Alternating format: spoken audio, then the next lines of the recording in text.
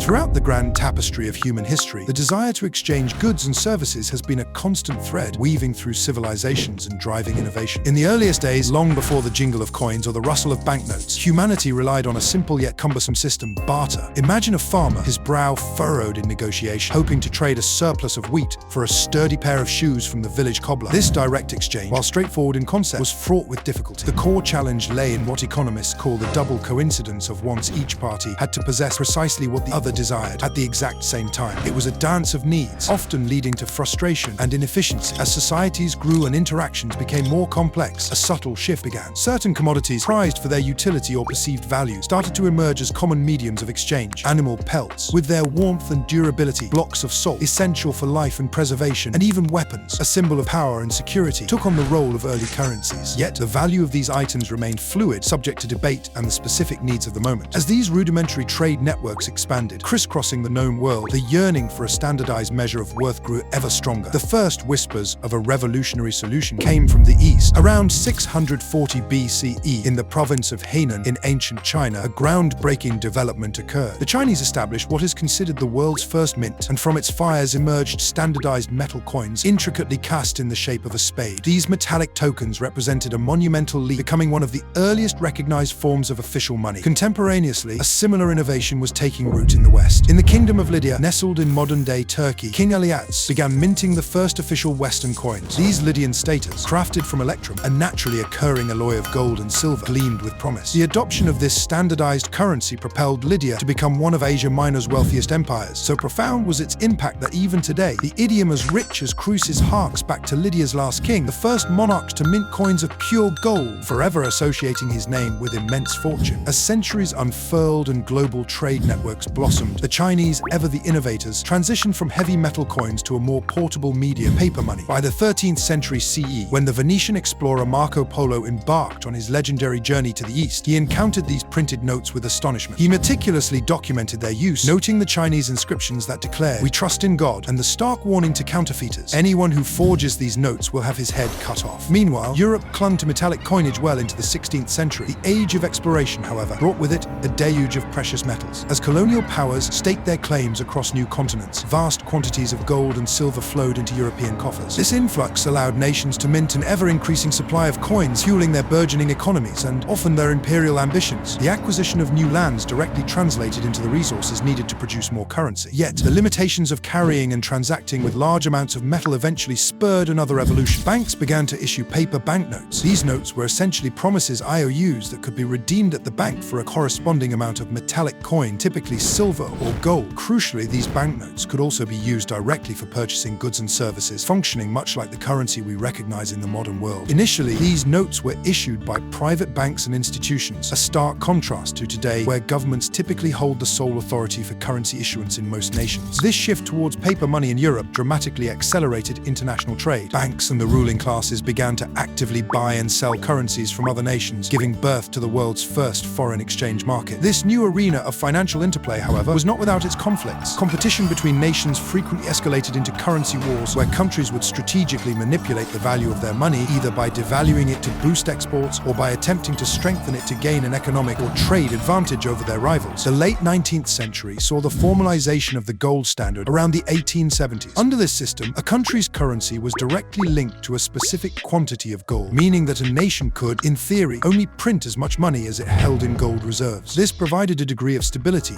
and predictability to international finance. However, this era came to a decisive end in 1971, when the United States announced it would no longer convert dollars to gold at a fixed value. Since then, the world has largely operated on a system of fiat money currency that is not backed by a physical commodity like gold or silver, but is declared legal tender by government decree, its value derived from faith and collective agreement. Today, we stand at the cusp of another monetary transformation. Mobile payments have become ubiquitous, and digital currencies like Bitcoin have emerged, challenging traditional notions of money. While these technologies are still in their nascent stages, they signal that the future of money, much like its past, is a story still being written. Who can truly say how people will transact and transfer value 10 or 20 years from now? The history of money is inextricably linked to the history of humanity itself. It is a testament to our enduring quest for more efficient and effective tools to facilitate exchange and commerce. From the simple barter of ancient times to metallic coins, paper notes, and the intangible bits and bytes of digital currencies, each innovation has been a step in the ongoing evolution of this vital powerful economic and social instrument. And as long as humans continue to trade, transact, and interact, the story of money will undoubtedly continue to unfold, adapting to the ever-changing needs of a dynamic world.